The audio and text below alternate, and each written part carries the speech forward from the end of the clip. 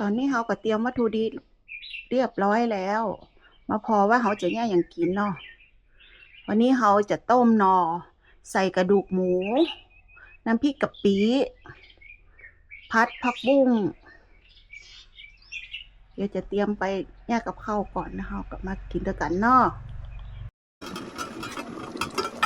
ตอนนี้อันต้มหน่อใส่กระดูกหมูเขาก็ซุปเรียบร้อยละเขาใส่อันนี้ก็กำปืนกับต้นหอม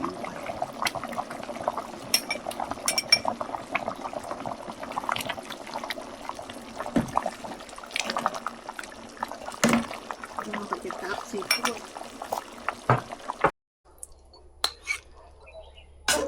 ต้มหน่อของเราแน่กินก่อน